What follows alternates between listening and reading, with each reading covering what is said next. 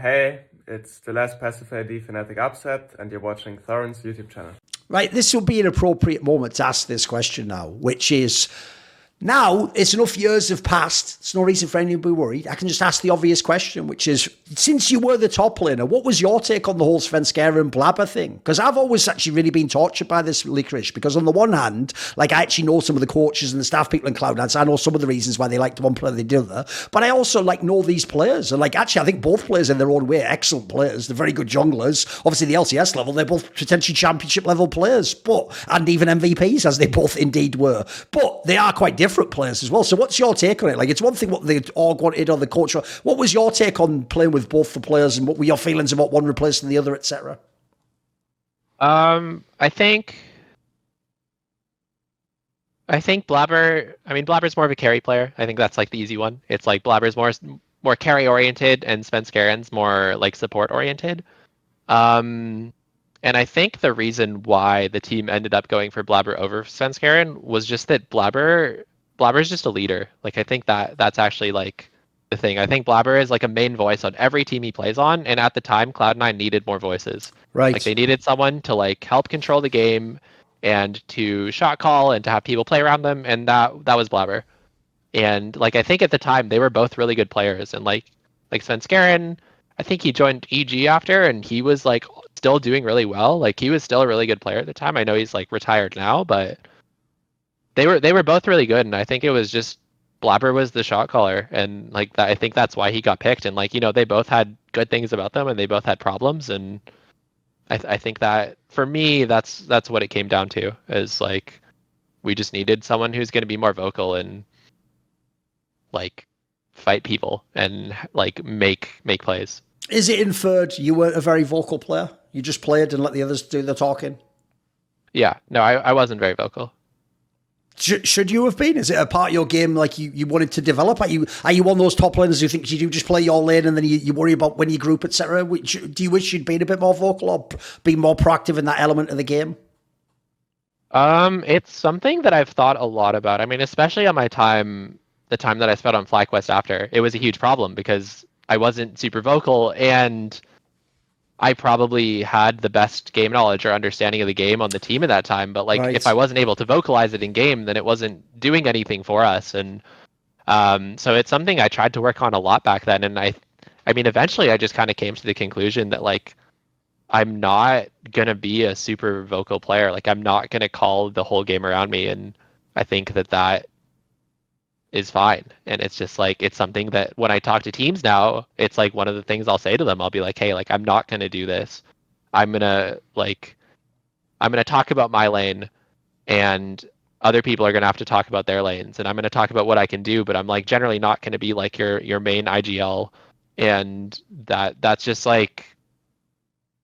not what I'm going to bring to the team, because I think when I joined FlyQuest, that's what they expected out of me, and that was part of why we had so many problems. Is they were you're going to be a leader, and I was I can try, and then it really didn't work out. Right. If the team in Cloud9 wanted more voices, I imagine it must have been interesting when Zven joined, because as people now I'm sure know from his media appearance, he's hilarious. By the way, sometimes for good or for bad too, but he's definitely a very strong voice, right, Zven? Yeah, it's actually interesting. I think he's very vocal out of game, but in game he's actually more similar to me, where he just kind of focuses on his own thing, and especially. I mean, if you watch him stream, basically he just gets tilted and then talks about being tilted. He's good at it though. He plays the character funny. Well. Yeah, he kills it. Yeah, no, I mean, I love it. But when he's playing a professional game, he's mostly just pretty quiet and just trying to do his job, and he'll say a few things here and there, but I wouldn't say he's one of the main shot callers either. But he is very vocal outside of game, which I think is actually also a really important skill. I would say I also lean that way, but I think what people don't realize about pro play is that we spend half of our day playing solo queue, and we spend half of our day in meetings. So being good in a meeting is actually a really, really important skill to having a team function, and I think it's something that is really undervalued in the scene. By the way, one thing, it's a bit of like an abstract question, but I'll phrase it just simply and you tell me what you think, right? Is one thing in general I do get a bit frustrated when I've known some of the LCS players over the years is I did get the vibe from some of them that like they might tell me, and they might mean it when they say it, like they might say like, oh, I'll do anything to win, or I really want to win and do well at Worlds and stuff. But I actually did get the feeling that a lot of them, they meant like within the circumstances of like every conversation has to be comfortable and, you know, like no one's blaming anyone in the revod review. And I always got the sense that a lot of them actually, they sort of weren't willing to, as you say, like rip the band-aid off, as it were, if that's what it took to win. It's more like they wanted it to be all candy and lollipops the whole way, and then somehow we just win with the power of friendship, as it were, like the meme version, right? I got the sense from you in some of your teams, so you've kind of alluded to it earlier, like, I mean, I know Reaper especially is not a guy who like takes any crap. Like, if there's problems in the team and the team loses, you have to be able to have like hard conversations, right? You sometimes have to have some friction within a team environment, right? Do you subscribe to this? I mean, a few things come up for me. I mean, I do subscribe to it, I think I do tend to be more on the conflict avoidance side of things, and that is part of like something that I'm really trying to work on, because I think it does, like you said, like you need to have those hard conversations a lot of the time, and it does cause problems for the team.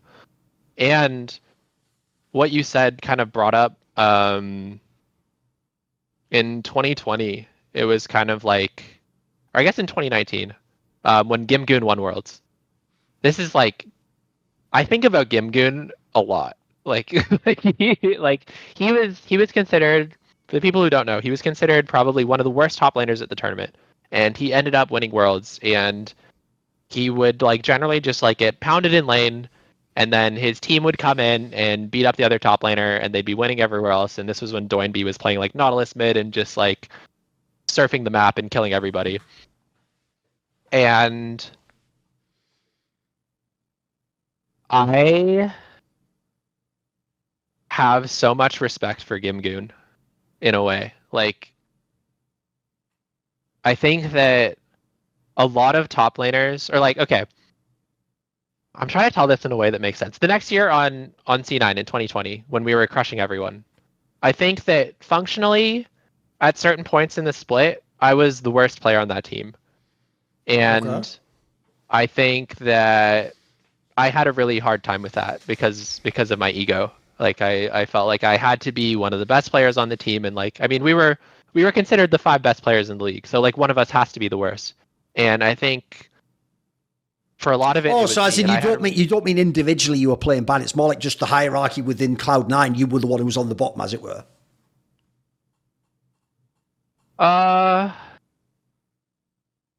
Sort of. I mean, I was a top 2, top 3 player in my role. Like, there's no question about that. But I think that maybe like at a certain point, everyone else on my team was top 1 and I was top 3, or top 1 and I was top 2. Like, I was at certain points. That's what I was. And that was hard to deal with. And I couldn't do what Gimgoon did. I couldn't swallow my ego. Right. Be the punching bag of the team. And I mean, like, he won Worlds, but it's like, he didn't know he was going to win Worlds when he like started that year. Like, there's no, you don't start the year and be like, oh yeah, like if you take everyone's shit and just like keep it together and drop the ego completely, then like you're going to win Worlds. Like, no one said that to Gimgoon, and he did it anyways, and he won Worlds. And I think that like I wasn't able to do that in 2020. And I think on my side, like, when a team falls apart, there's a million different things that went wrong, you know, or like 1,000 different things, or like there's a ton of different things that went wrong. I think on my side, that was probably my biggest failing on that team, was just not being able to drop the ego and just be like, right now, I am not one of the better, like I'm the worst player on this team, and I should be playing to support you guys to win. You actually make me realise they should do, if they do like one of those TV shows like that Players thing where it's like a copy of the LCS, they should actually have, that would actually be the ultimate meme angle. Is because obviously if you think about like the idea, if you were like a top player that was lost, you'd think you want to go and talk to like my boy Flame from back in, you know, the super character. If anything, what you want to do is like Yoda would be like Gimgoon, you're right, you'd go and find him, he's just off somewhere retired, and he's the one who could give you the real secret of, you know, like how to sacrifice as a top laner, give up lane to win the game or something. And in some ways that's like the ultimate wisdom of top lane, you're right, you sort of nailed it. He is an enigmatic figure, though. I agree. It's very, because I think at this day people forget he won Worlds, mate. He did. He was a world champion. Yeah, I mean, he was a world champion, and like not even like in game, he was like taking it. It was like out of game, like Right. it would like Doinby did an interview before finals where he said, or maybe it was after finals, where he said he was so happy that G2 beat SKT because every time they played SKT in scrims, they couldn't win because he would play against Faker, Okay. and then he looked like Gimgoon, and then Gimgoon looked like jeez. Gimgoon, and they had 2 Gimgoons, and they couldn't win the game. And it was That's a like, mad the guy's interview. just taking Okay. strays like left and right, and it's That's like good. Okay. and then the next year they replaced him, and the team got worse. Yeah, like, true. Like they were like he's not playing up to caliber. They replaced him with Khan, and the team functioned less well, and they ended up like subbing them back in and back and forth, and like they didn't win worlds again. So like Gimgoon, man, like that guy knew something. Like By the way, though, I would say the follow-up is this, though. It actually also does imply something about the way you're trying to look at the game, though, because, you know, you could just go the other way on that, Licorice. Like, the obvious angle, like a lot of our mates were like ego players would do, is they'd go, wait a minute, this Gimgoon guy won worlds. I'm better than him. That's what they would do. For real, they would do that. They would do the opposite. What you tried to do was you tried to look at like what role he plays in his team and extract a lesson from it in some way, right? Yeah, I mean, it like I learned the lesson the really hard way the next year because I was like I couldn't do it, and because of that, we like fell apart. I mean, not only because of that, Sure. but like had I been able to do that, do I think we wouldn't have fallen apart? Probably. Like straight up, I think. Are there things other people could have done that would have had us not fall apart? Yeah, totally. But like, had I been able to do that, I think like C9 would have looked really different in the end of 2020. By the way, on this spring split, the one where, as you mentioned, like the team just completely smurfed, basically. Like, this is actually one of the most ridiculous. It's sad because since it was the COVID year, no one remembers this. But this actually probably might be the most dominant split ever. I don't even care about Immortals and TSM and Pass. Like, this was the one where it wasn't just that you guys were number one. Like, the joke is in the end, people were actually surprised it was FlyQuest that met you in the final. Like, there wasn't even like a real number two, mate. No, I can tell you the players in these teams didn't even think they were going to win. They were like, oh, cool, made the finals. Like, nobody, like maybe some TSM player at the beginning of the year thought it was possible, but like everyone sort of knew this split's cooked. Like, these guys are going to win it. Give me some thoughts on this, because like even though it was online and all that crap, like the team was playing at a very high level, right? Everyone was cooking. Yeah, no, Spring Split was awesome. I mean, I think when I talk about the team falling apart, I'm talking about Summer Split. No, sure. That's when like we hit playoffs and things started going south. But Spring Split was awesome. Like we just like. It was just it felt so easy, it felt so smooth. We would just like win every lane, and then the game would just like end. And it happened like pretty much every game on stage, every game in scrims. There was like scrim days where it was supposed to be like from 12 to 5, we'd be done at 3:30. Like the scrim day would be over and we'd be like, all right, like time to hang out and chill. And I don't know, we really had something at that time. Like we were really on the same page. When we made a play, we like made it together. And I mean, like we just had so much trust for each other. Of like, I mean, like in a way, it's easy to have lots of trust for each other when everything goes right. But like that, you know, it like built that like positive reinforcement loop where like things just like kept getting better and better. And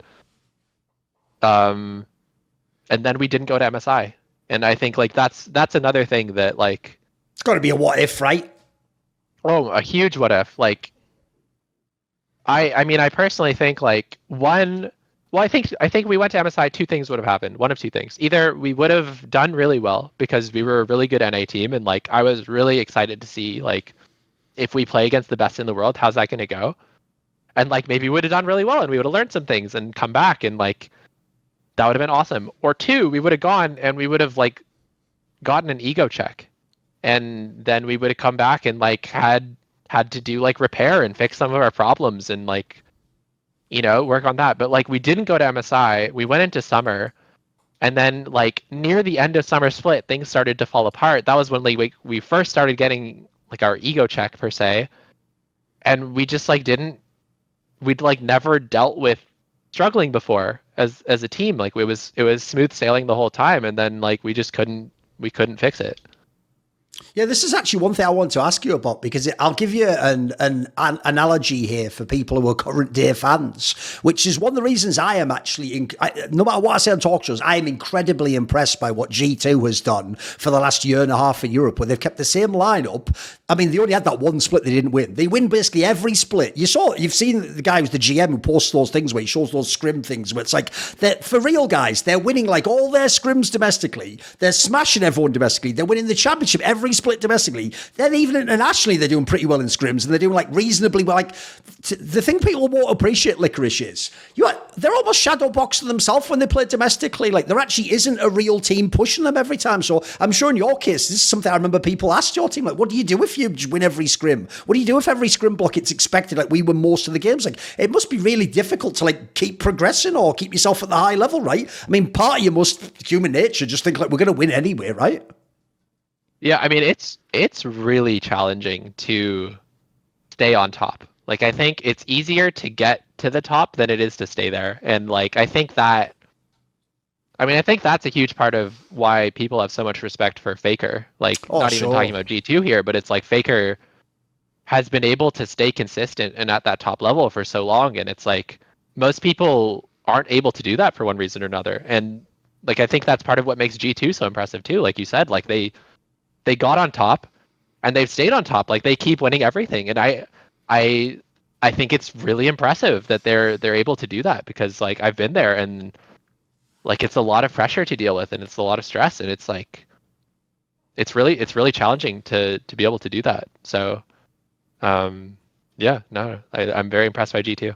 Right, obviously, it's up to you what you want to say happened, but how does the team go from, I mean, it was even most of that summer split. I think it was something like the first 6 or 7 weeks, you still had lost like one game or something mental. Like, you guys were just cooking the whole time, and actually people had already begun on the talk shows to do that thing of like, you know, like, you've already won the championship. You're already at Worlds. It's like, right, who else can go though? Like, is TSM good now? Like, is Liquid on the rise again? And like, nobody conceived that, like, one, you weren't going to win the split, and two, the idea you weren't going to Worlds was like, that would have been like dropping LSD in the punch, mate. Like, no one would have believed it at all. It's that seems implausible. So how does a team go from absolute lock at number 1 to 4th and not even get to Worlds? What happens? Or what was some of the contributing factors, at least? Yeah, I don't know. I mean, the first thing that comes to mind is I could point at the series versus FlyQuest and say, like, there was some really unfortunate referee moments in that series that I think impacted. Okay. But it's like, getting into that isn't really answering your question either. That's like saying, oh, we should have won 3-2 instead of losing 2-3. Right. And it's like, how is C9 going 3-2 or 2-3 against FlyQuest and not just like winning the finals? So, like, I do think the series against FlyQuest was a bit questionable, but I don't know. Like, I think we started to have problems, and like I said earlier, we'd never actually fixed them. We never dealt with our team not just like winning everything before, and it was like kind of just like in some sense, it's just like bad timing of like that's when our problems started to show up. And like I'm a big believer these days, and like it's really good to have that slump somewhere in the middle of the split, so that you can like come together as a team right before playoffs and really show up in that way. But then at the other side of that is like, how does that apply to a team like G2 that just wins everything and just keeps winning and stays on top? Like, we just, for whatever reason, and I'm not totally sure what it was exactly. Like, I think, like I said before, I think I had some like ego issues that were getting in the way of me being a good teammate. I think other people had stuff going on, but like for whatever reason, we just like weren't able to just like keep it up, and we ended up falling apart right before playoffs. So, by the way, this is one of those obvious loaded questions, but I have to ask them anyway, because it's up to you. It's more the answer that you give than the question that's important. So, if the one time you won the LCS championship, it was during the online COVID bullshit, it was in a studio, that's kind of a bummer, right? You want it to be in like the big venue with the road show and win in front of all the crowd and fans, right? Yeah. I mean, it was like, yeah, I mean, it didn't really feel like a real win, like a real finals win, you know? Like, we were just like,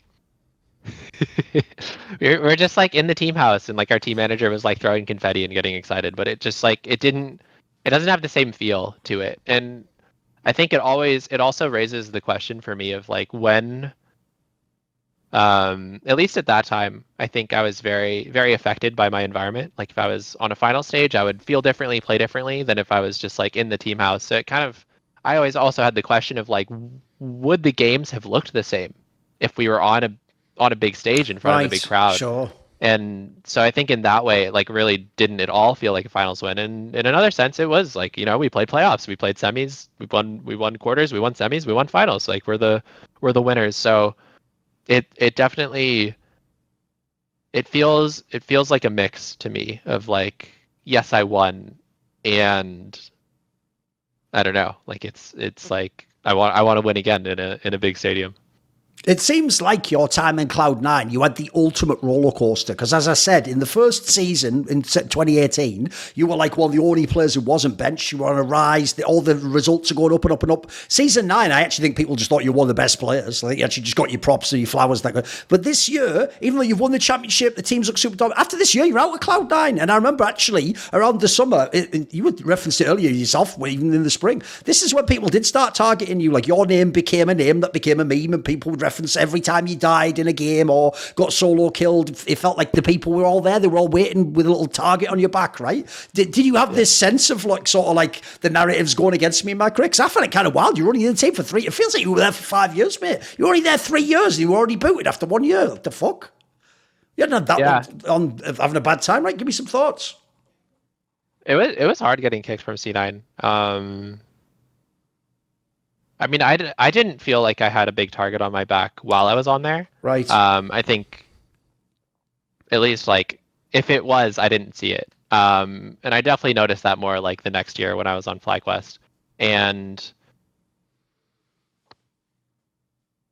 I mean, it was just hard. It was like I mean, it was one of those esports moments where like they said the team was going to stay together and then like ended up getting kicked. And I mean, it just really shook my confidence, and I think it took me a really long time to recover from getting kicked. I mean, like the next year on FlyQuest, and like I joined Golden Guardians partway through, and things started to look a little better, but that was a really hard year that next year, and like even the year after, it like wasn't like smooth sailing again. It felt like I really had to like put myself back together after that, and that was just like a really, really difficult time in my career. Yeah. When you say it like that, I mean, for context, to be fair, Reaper also did get fired, so like it's not like it was only you. And they did it, and this was obviously the next year when they got perks and they did some massive signings and all that. But even so, like, are you implying that like there wasn't really a warning sign? Like to you, it just looked like, hey, like everything's going great. Like we won a championship, yeah, we didn't make worlds, okay, cool. But we keep the lineup together. Let's see what happens next year. And then suddenly you're just out in the off season or something. Yeah, I mean, it was a big surprise. Like Jack announced publicly that the team, he was going to keep the roster together, like despite the disappointing end in summer, and that was the internal discussion was something like that as well, of just like, hey, like we'll try again next year. We have something special, and then like it was one day in the off season, he was like, hey, could you come over and like we'll have a talk? And it's never a good time when they say something like that, though, is it? Like that. Yeah, even that phrasing's too neutral, isn't it? Yeah, and I mean, I didn't expect I was getting picked at the time, but I was like, I don't know what's up. And then I showed up, and he was like, yeah, we're gonna let you go, and here are the options. And I was like, oh shit. And so yeah, it was a really big surprise for me at the time. By the way, is that not itself a blow, though? That, like, when you look at who it is, like, your options are, like, go to Fly. Look, not a terrible org, but that's not the same as, like, Team Liquid want you, like, TSM wants you, like, you're going to be the new player, they're going to build it out. Was it a bit of a blow to find out that, like, there's only a few options? There was actually, I mean, that was the off season that, so first I was going to join FlyQuest, and this was the FlyQuest that got second place twice. Yes. Right? Like, they were back-to-back semifinalists, and I was going to join FlyQuest. I was going to be replacing Solo, and they were going to keep the rest of the team together, and they thought we would be a strong contender for winning the split again. And then the Bucks pulled funding because it was COVID, and the NBA went. Right, sure. Like the NBA dropped, so the Bucks were like, "We can't fund you." And then I was like, "Okay, then I'll join Golden Guardians," because that was the other team, and that was the FBI Huhi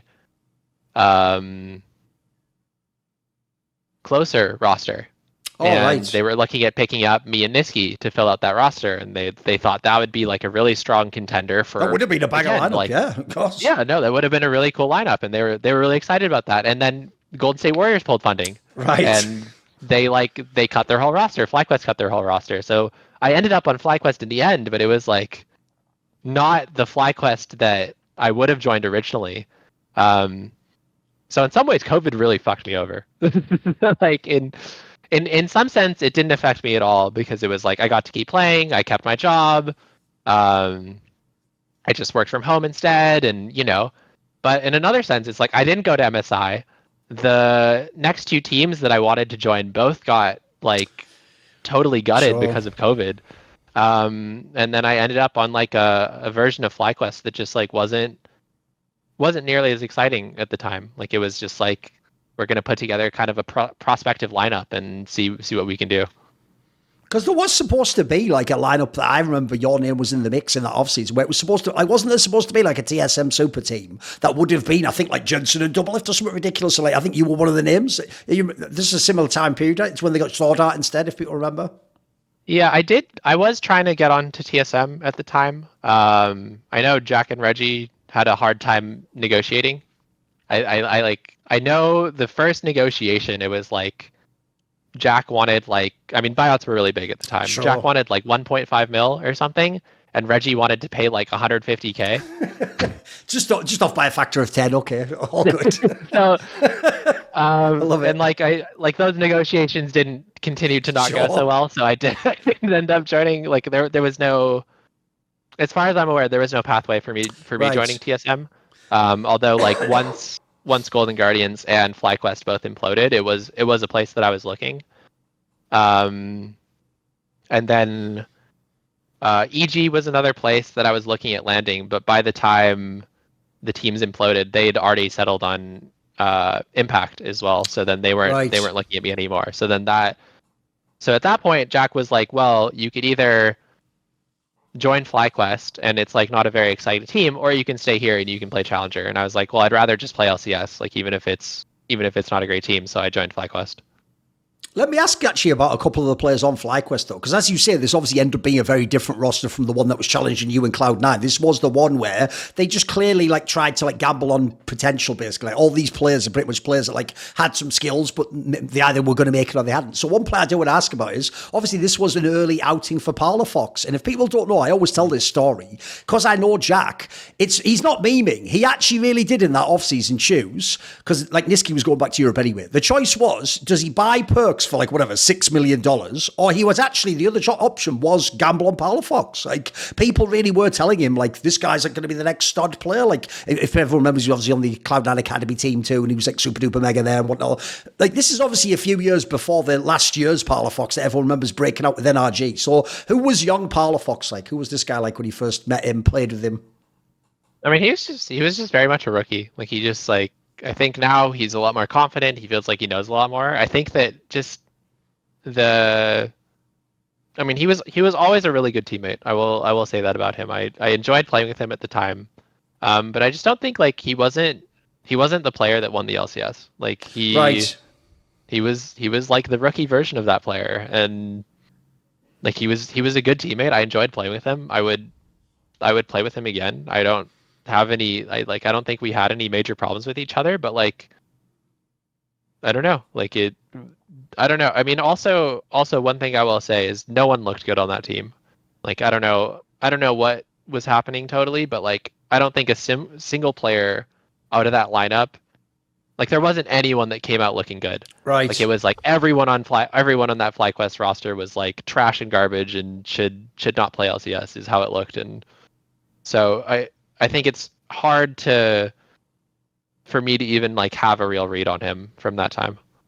Do you have any reasons as to why that sort of environment emerged then? Because as I say, when I look back now, I even look back now on this and like, this isn't a bad lineup, mate. There's some like actual players who were good, or they have potential, or maybe they could have been better than their name value, right? What do you think went wrong with the squad?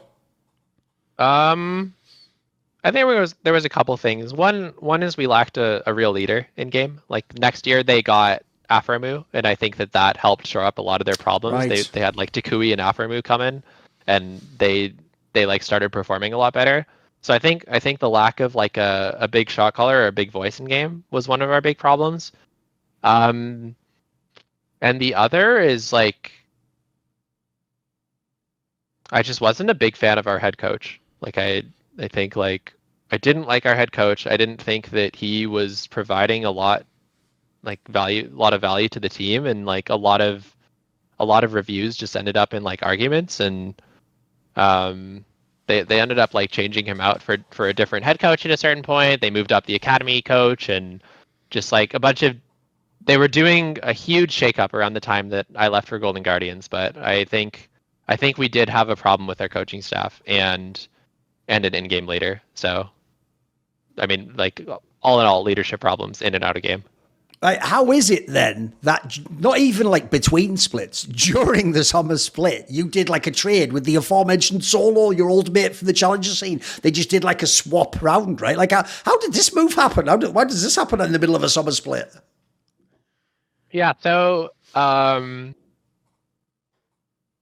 I can tell it from my perspective. I'm on FlyQuest, and we've just lost again, and I've just been informed that we're losing our off day, and we're going to be using it to do internals, and they're just going to like pick the 5 best players from those internals, and that's going to be the new LCS team. And I get a call, and it's Danon, who's the GM for Golden Guardians at the time, and he's like, "Hey, do you want to join Golden Guardians?" And I'm like, "What?" He's like, we still think you're a really good player, and FlyQuest said they'd be open to trading you because they're like not sure about if they're keeping anyone, and we'll pick you up. Do you want to join? And like I sat there and thought about it, and we talked for like maybe 20 minutes, and I was like, "Yeah, I'll join." And I think for me the biggest reason was just that they believed in me. Like it was like I was in this environment on FlyQuest where it was just like everyone was trying to figure out what the problem was, who the problem was, and just like there was no trust, there was no feeling of like having a team, and just like everything was on fire. And he was like, "No, we think you're good. Come join." And I was like, "Awesome. I'll join your team." And like later that night I met the coaches and signed a contract, and then I was off. So that was kind of it from my point of view. And then I talked to Danon about it afterwards, and he was like, "Yeah, I have players in the league that I think are good, and every once in a while I'll like message a GM or call them up and be like, 'Is this player available?'"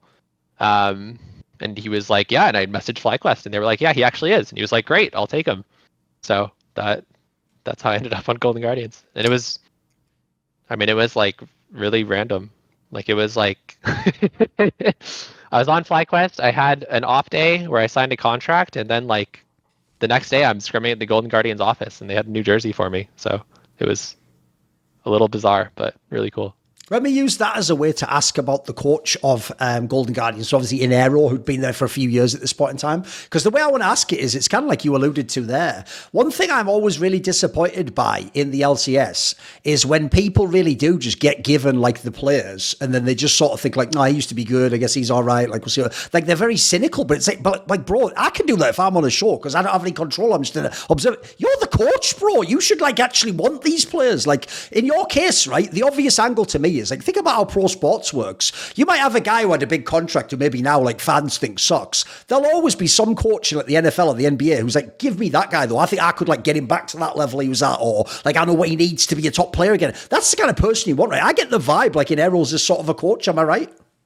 Yeah, Inero. I mean, Inero is such a for the boys coach. Like he's like the most man of the people coach that I've ever worked with. Like he will like he will totally like go to war with management to like get things for his players, and that is something that I so appreciate about him. And he's also just someone that really believes in his players and just like wants the best for them, and I think it makes him a really awesome coach.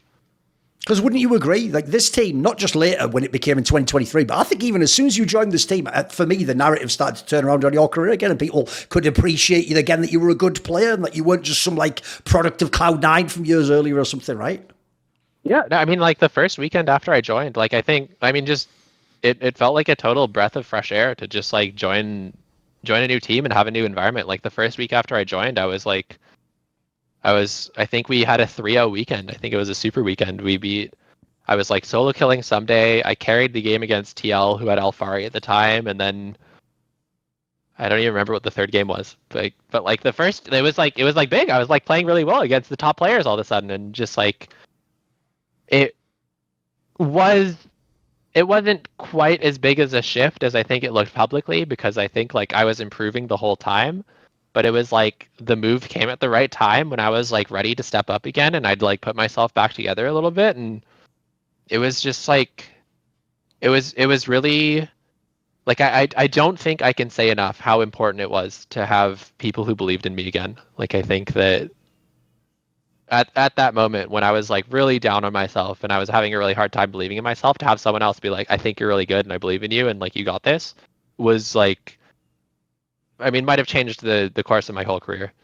By the way, along those lines, I think another thing that would probably shock a lot of casual fans is because they get this perception, Licorice, that like everyone in a successful team from all the like documentary footage, everyone always looks really jokey and like they're all friends, they're all getting along. But what they don't know is it can be incredibly isolating, right, as a pro, when you do have this sense that you've lost status or your peers don't think you're as good. Because like in that scenario, look, the people who are friends with you are going to be nice to you, that. But I've heard like when you feel like the other pros don't believe in you, you feel like it's just like the fucking sun's gone away, mate. It's like, fucking hell, what's it even like to be good anymore? Like, is it a hit to you in that sense?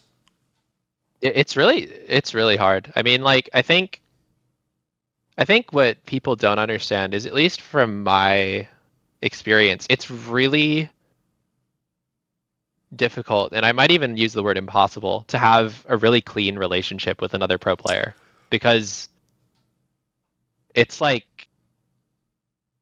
your success is so dependent on your teammates doing their jobs well. And like when people don't do their jobs well, then like someone is going to get targeted by the community and possibly by the other players. And like if someone better comes along, then like they're probably gonna want to replace you. So it's like the like, I don't know, it's like the close friendships, relationships that are possible in esports are like, there's always a little bit of like not a sense of it not being totally clean, because it's like we're here to win. Like it is our, like, first and foremost, I mean, I'll speak for myself, it's my job, and like my job is to win. And if I'm really good friends with someone, but my coach comes along and says like I'm really good friends with Niski, and my coach comes along and says Faker's available, do you want to play with Faker? I'm gonna say yes, you know. And like yeah, that's a really extreme example, but like that's just kind of how it's gonna go in the scene. Like people want to win, and so it's really difficult to have a clean relationship with people. And like when you start underperforming and the team starts turning on you, like I do feel like my head is on the chopping block, and like it's like, okay, like I'm gonna be the guy who's gonna go if we're gonna like underperform and have problems. And like I think that is just part of the scene, and that makes it can make it feel really, really hard to like come back from that kind of thing. I mean, I would also even say I've even seen many, many times in team scenarios, if one player starts to get isolated by the fans, it's like he's the one player. It's not that the other players like join in, but they just don't say anything. You know, it's more sort of like, hey, let him take all the shit on me. Like I had a bad fucking like lease in game. Let him fucking tank all the abuse. Like that can happen too. That dynamic plays out as well, right? Yeah. No, I mean totally. And I think like part of being a good teammate is trying to like navigate that relationship, and it's really challenging because you want to have your teammates back. And I mean, and kind of, again, it comes back to what you were saying earlier. It's like it comes down to being able to have those difficult conversations where like you can go up to your teammate and be like, hey man, like I love you, we're really good friends, and I don't like the way you've been performing recently, and like want to like support you through that is like the really ideal version of that. But even just being able to say like, hey man, like I don't think you've been performing well recently, and trying to like separate out that you being their friend and you being their coworker thing, but it is like not totally possible. You know, like it is like we are pro players, and it's a big part of who we are and what we do, and like it is really, really challenging to have those kind of conversations. Which I think is why like being a good teammate is just it's a really challenging thing to do, actually, in my opinion. By the way, along these lines, another question I would have would be like the out-of-game support network, like friends, family, etc. Another thing I know can be very challenging as a pro is, unless they're literally a fan of League, they're never going to quite get what it is that you do. So on the one hand, right, they might just see you in the LCS thing and be, hey, things going great. He's one of the best players in the world. Like, they don't know the minutiae of like what it's like to be like the best top player in the LCS or the 7th best, or to have all the fans think you're good or think you suck. Like, for them, some of that can seem invisible, I'm guessing, right? Is it tough to have that aspect as well of your life, like for people to actually know what you're going through? Yeah, I just think it's really challenging to make time to have a social life outside of League of Legends. Like in my experience, and I know other pros have been more successful with this, and I'm also just the kind of person that keeps to myself more. So like I think some of it is just like me and my tendencies, but I've found it really hard to have like any sort of real social life while being a pro player. Of just like finding the time to like spend time with people and hang out with them. And like yeah, it is like, I don't know, like your choices are the choice does feel like either you hang out with people who don't know what League of Legends are and don't really understand what you do, and then it's hard to like find that common ground, or you only hang out with other pro players, which is like okay, but I always feel a little tentative with spending a lot of time around other pro players, because like the main thing that happens is people just talk shop and they talk about scrims and they talk about what's going on and talk about solo queue. And it's like, if I want a break from League of Legends and I go out and hang out with pro players, I don't really get a break from League of Legends. So it's just like more and more and more League of Legends. So that's been something I haven't spent a lot of time doing either. So it's it's challenging. By the way, this sounds like something you've obviously thought about, reflected over the last few years. So a question I would have would be this. When things are going awesome, like when everything was great in Cloud9, like I said earlier, I think actually people were quite, I think they admired you when they heard things like that you do one-on-ones separately and that you would practice with specific teammates and all the extracurricular things everyone wants to hear. But at the same time, it sounds like maybe the struggle is like, it can be too easy to just dump more hours into League of Legends or just the game only and just focus only on that part of yourself. Are you someone who naturally is a grinder? It's interesting. I think in recent years I've tended more towards the like taking lots of breaks as being better for me mentally. And just like not just playing like 12 hours straight of solo queue. I'm just not a player who gets a lot of value out of that. And like I think that going to therapy has been a big part of my journey. That's been like a big part of like helping me figure out how to slow down and how to resource myself in a way that's not just like playing more video games all the time. And I think I've found a lot of success in taking lots of breaks and just like focusing on quality of practice over quantity. And I think that is something that I stand by. So I really wouldn't call myself a grinder in terms of like how the League of Legends community looks at it. But I'm just like not someone who's super social. Like I think that's kind of like, it's like either like when I'm in the season, and especially like I think everything gets amplified in playoffs, it's like either I'm practicing or I'm recovering. And those are like the two things that are happening. And I think I spend more time trying to recover than a lot of other pro players, where I think a lot of other pro players will spend more time practicing. But it's not like I'm not spending time trying to be a better player. It's just like a matter of how I use my time. By the way, along these lines, one thing I realise is quite interesting from all the interviews and talk shows I've done over the years is I was going to say you seem like someone, especially with the one-on-ones, etc., who obviously has an interest in not just like raw, like putting infinite hours in solo queue. It's more like the theory angle of the game as well as like how does a matchup work? What would I want to do in this? But I've actually noticed, I think it's actually a top lane specific thing because I've actually known, if people don't know, famously Wonder from G2 was the same way. When there was all those memes like, haha, he doesn't even play League, he just plays World of Warcraft. It's like, that was never true. He just wasn't the guy who would play like all the scrims and then go play like 7 solo queue games. He was the guy where it's more like, before I play the scrim block and I know I'm probably going to play these 3 champions, let me look up this like LPL VOD and go, oh, so that's how they played the early lane out, and that'll give me like an idea of something to try in the game. So again, he was more focused on theory rather than just raw practice hours. And actually I've noticed in general, I've always said from talking to all the different pros, I actually think top laners are the most hard done by in the sense that people don't realise like their lane is so like idiosyncratic and specific to the matchup and what the jungle attention is. And so I actually wonder, like, is it something in general? Would you agree? Do you actually like to do a bit more practice or a bit more theory rather than just raw hours in the game? Do you like to have a sense as to what you're doing? Yeah, no, I think that's totally accurate. I don't just like. I think I like to really understand.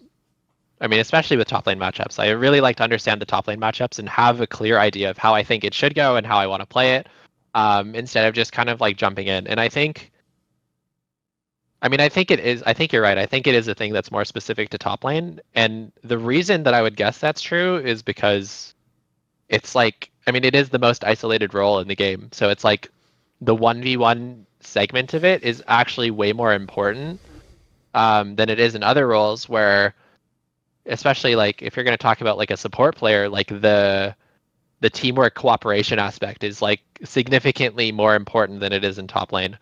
And I mean, I don't know what other people's experience are like, but I've always been like, on every team I'm on, I'm like, yeah, I'm going to do some 1v1s. I love it.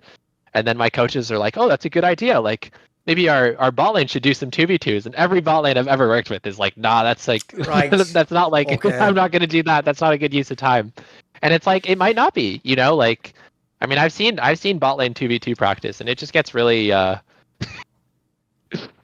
it's like everyone just like flashes forward level 1 and then someone dies. They're like, yeah. So I don't know. I'm sure there is a way to get use out of it, but it also does seem like a better fit for top lane, and it's something that I've put a lot of time into, and I think it's really important.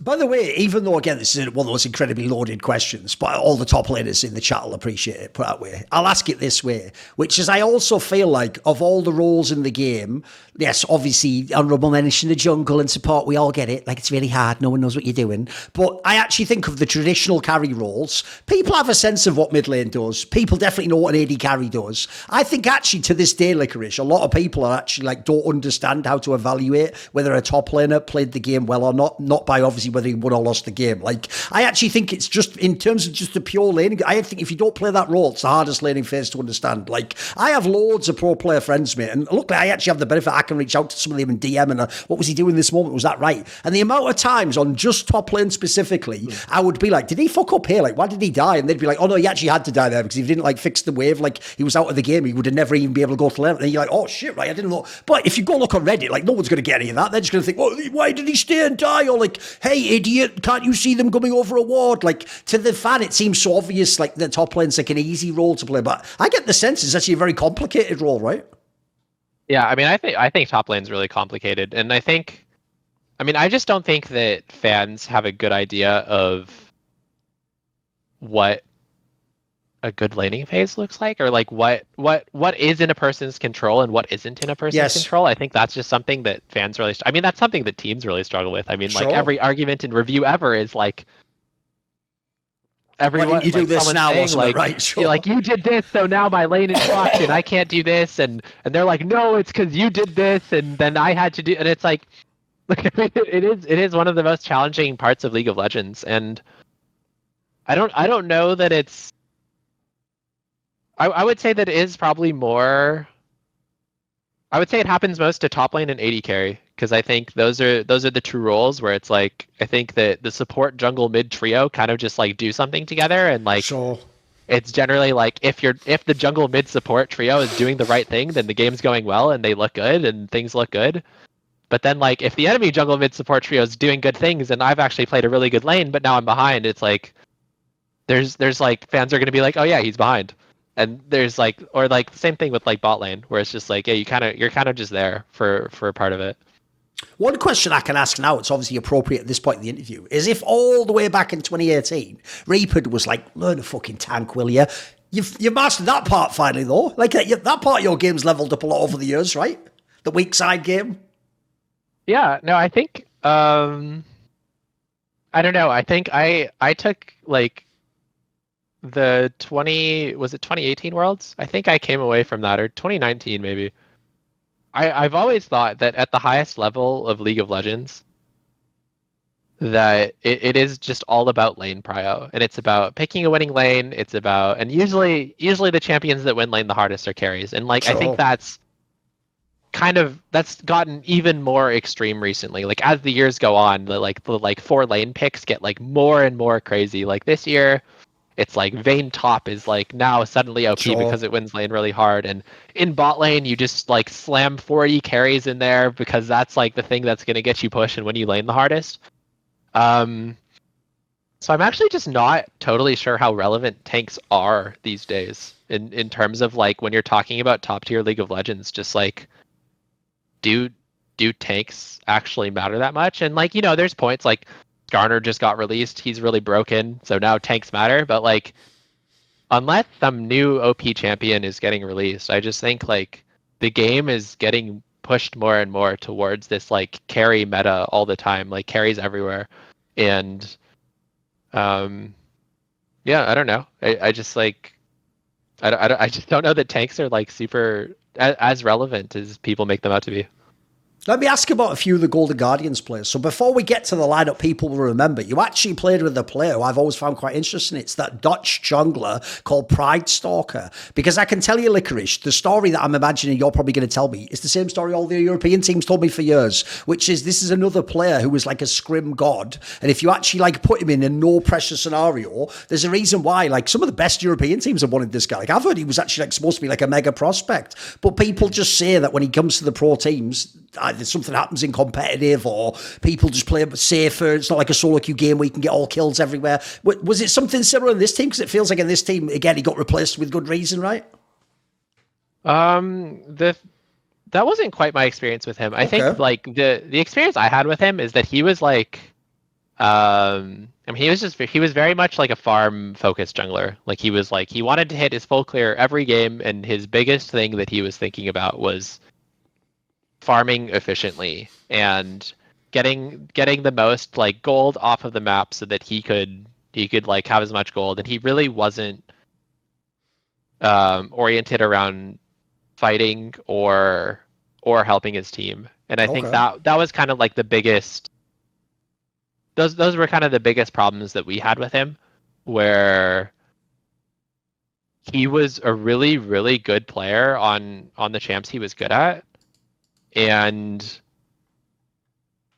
But it's like his style wasn't good enough to carry the game for us. Like if he farmed every camp on the map and got a lead on the enemy jungler, but the enemy jungler put us behind, right? Because that's what should happen in that scenario. Is like the enemy jungler pressures us and we fall a little behind, and it wasn't enough for him to carry the game, and he like really wasn't able to adapt to play a different play style. Like he was like, this is the play style I play. And I will also say, like, I think that he was better in Spring Split, and then he had a bit of a fall off too in Summer, where like he wasn't even quite as good on the champions he was really good at. And at that point the coaching staff decided to just replace him with River.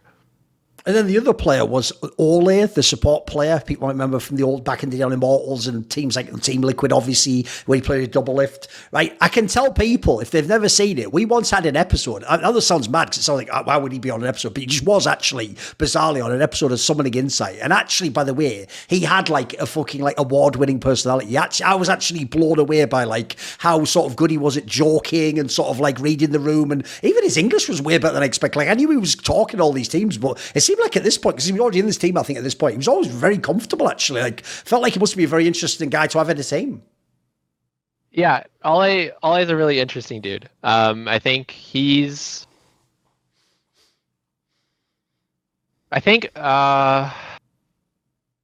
gosh, it's like he's generally a good guy for the atmosphere. He's very jokey. He's good at reading the room. He's good with people.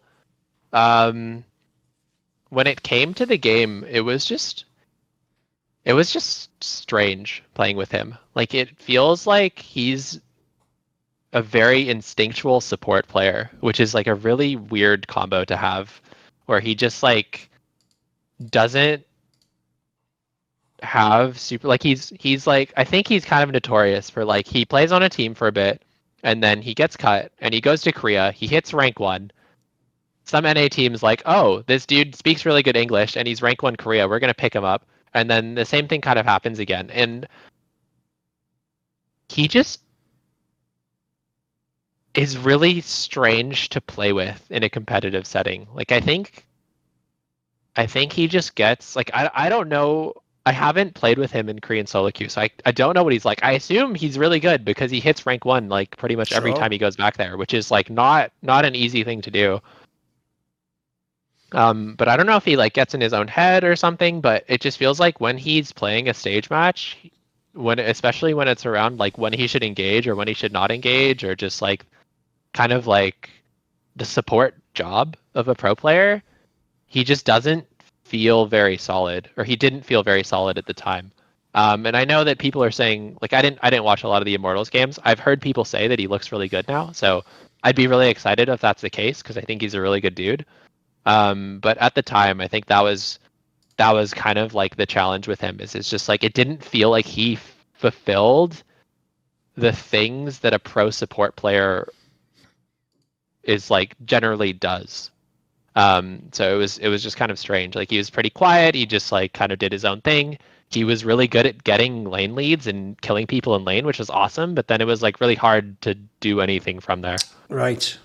In this esports world, it can seem like everyone's against you, but I've always got the Illuminati, my Patreon community, riding with me, and it is thanks to the support of the following people, this video and all of them on my channel are made possible. Matt, Pugnaccio Rakula, Ahmed Haju, Frisky, Tosh, Jensen Gore, Animosity, Toucan, Tobias Bernasconi. If you've ever watched my videos, you know now I'm going to give a massive shout out to Jerky's Minion, the main man. Do you want to suggest a topic or a guest for my content? You want teasers? Find out who the upcoming interview guests are. Maybe you want to ask me a question. I tend to answer them at length in my video AMA. Do you want to take part in one of those Dignitas discussions where we talk about what you're interested in esports? Well, if any of these perks or more appeal to you, put your money where your mouth is. Join the Illuminati today, where in the description box below is a Patreon link.